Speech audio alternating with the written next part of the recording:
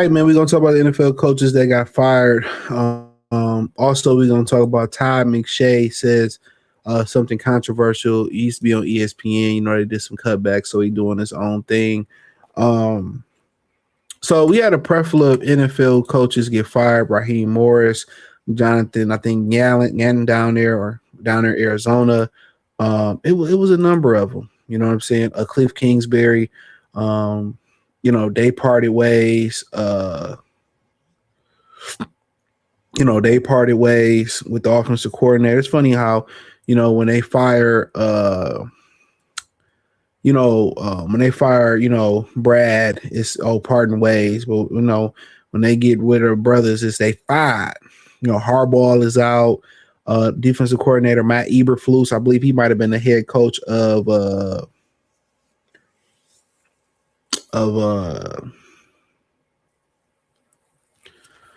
Chicago Bears. I don't know what they expect the Eberflus to do with that play with that Baltimore, that Dallas defense. I thought he did a pretty good job.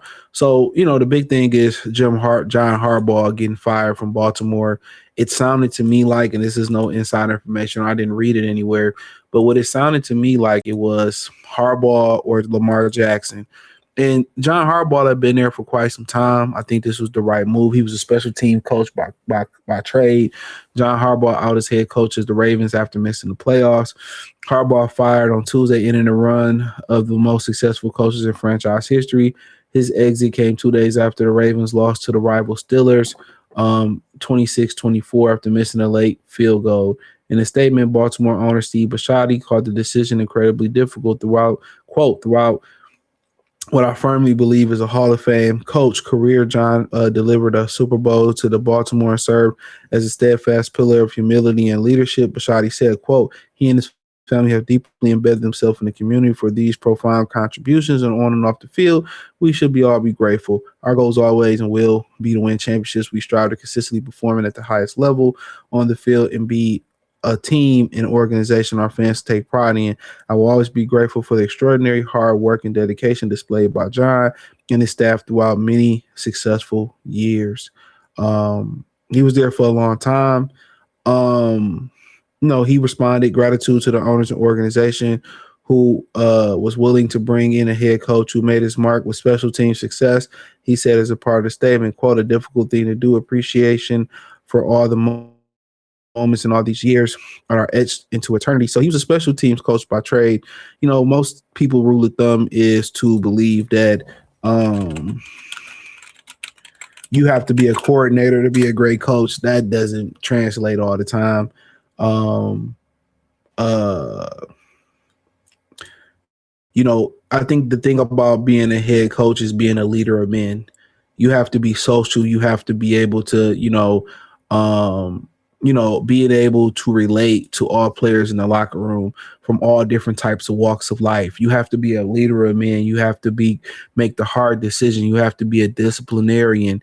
You have to rule with an iron fist, but also be able to have a shoulder to cry on. You have to be the parent. You have to have tough love. You have to know how to talk to certain people. You have to be multifaceted and fluid when dealing with these, especially these new age people. These new age young men. So honestly, the Ravens have an opening. The Giants got rid of Dayball in the middle of the season. And they rank in the top jobs. Baltimore, then New York, just because they're in the city of New York, probably number 2. Cleveland, they got a lot of great talent on Cleveland. Most people feel like they're a quarterback and an offensive line away. I will talk about Cleveland in 1 second. Atlanta, they got a good team. Most people I talk to, black or not, felt like Raheem Morris had to get fired. There was a lot of talent over there, and they just didn't make it work. And I think that's his last opportunity at being a head coach. Arizona Cardinals, I think they're moving on from Kyler Murray. They got talent over there, just finding a quarterback. That's always difficult. Tennessee, I like Cam Ward, but somebody else come in, maybe they want the other guy, their own guy. I think Tennessee is a good spot. Nashville is a rising city, very expensive. They call it the black or the white Atlanta. I think they got a lot of talent over there. Just got to figure it out. The Raiders, obviously they still paying Josh McDaniels. They still playing Antonio Pierce, and now they're gonna be paying Pete Carroll to sit at home. It's a clusterfuck. They don't have much talent over there. I would say that's the worst job of all. To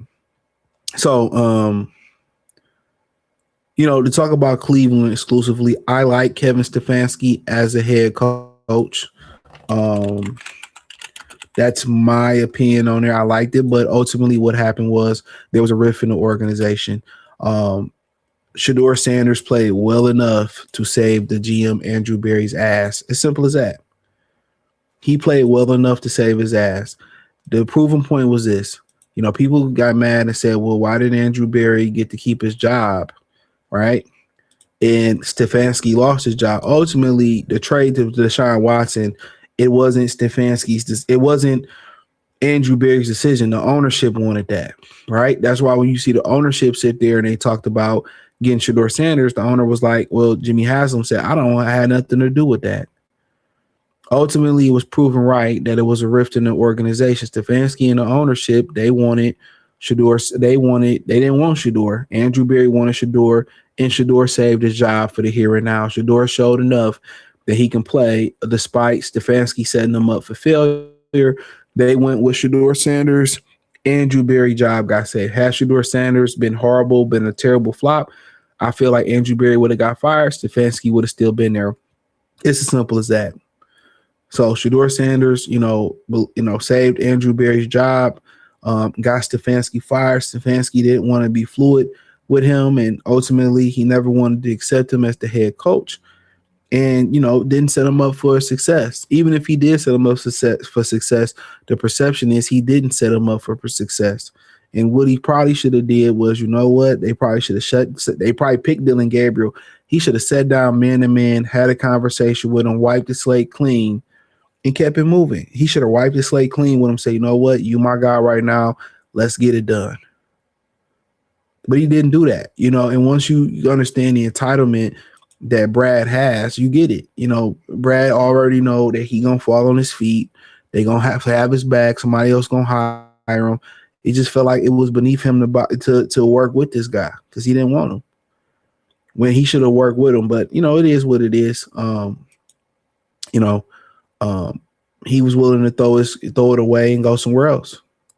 When I feel like he should have just buried the hatchet, and they should have worked together. And he should have put him. And I feel like Stefanski could have put him in a situation to be successful. But maybe the kid said something. Maybe it rubbed him the wrong way.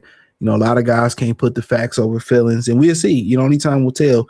If Shedeur is successful next year with the right people around him, Andrew Berry is going to be successful. If he's not, Andrew Berry going to be fired right with Stefanski. So most people made it a racial thing. I just think it wasn't his cup of tea. But Stefanski is a hellified coach, in my opinion. I would like him to be the offensive coordinator of the Detroit Lions next. I think he's going to be a head coach soon, if not again real soon. He's a good coach. It's hard to succeed in Cleveland, but I'm going to end off with this video, and it has a lot to do with the Jets, which they kept Aaron Glenn. I like Aaron Glenn. He was the DC in Detroit. I like the one he played for the Jets. But, this is a very interesting video right here. I'm going to let this ride. Let's go. If you're representing Dante Moore, for as with the Raiders, you have an organization steep in history with an owner whose father steep in like entrenched in the great history of the NFL, trying to do the right thing, misguided at times, brings in Tom Brady, who can be a source of helping, although this first go round was not pretty. But how much did Tom I feel like next year with a new coaching staff, as we all presume, Pete Carroll will be out and there will be a new staff. Would you or would you not, as the representation or the representative, the rep for Dante Moore, kind of reach out to the Raiders and say, hey, my client's trying to make a decision. We can live with going to 30 of the 32 teams. Maybe it's 31. I can't allow him to go to the New York Jets. And I realize in 2027, maybe he's the 7th pick or the 5th pick, or maybe he's the first overall pick and the Jets have all that ammo and they can get him there. But I can't allow him to he's got an opportunity to go back to Oregon, probably make the same amount of money that he's going to make in his rookie contract. Phil Knight will make that happen.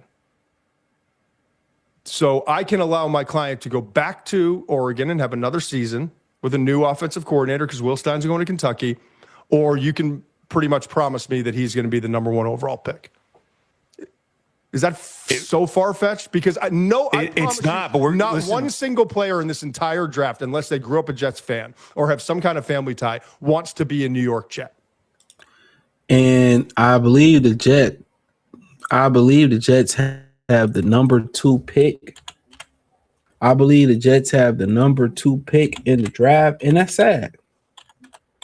I'm a Lions fan, and I'm pretty sure it come to that for a lot of players not wanting to probably join the Detroit Lions.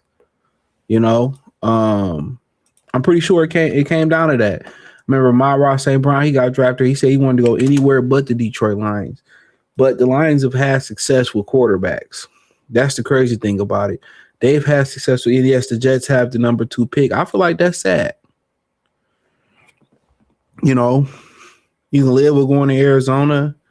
You know, maybe Tennessee wiped the slate clean. I don't know why they would. I like Cam. Yeah, I mean, that's crazy. But the Jets have just not done well with quarterbacks. But hey, Dante Moore, he from Detroit. Shout out to him. He went to King. Yeah, I feel like that's wild to the point to be like, yo, hey, you can take me. You gonna take me #1? If not, hey, I'm gonna go back to school. So. Yeah, the Jets is that bad. So, hey, man, let me know what y'all think. Check out the NFL playlist. Thumbs up the video. Share the video. Subscribe to the channel. Next subscribe button is the bell icon button. Hit all notifications. Increase your chance. Get notifications. We go live and drop video. Peace.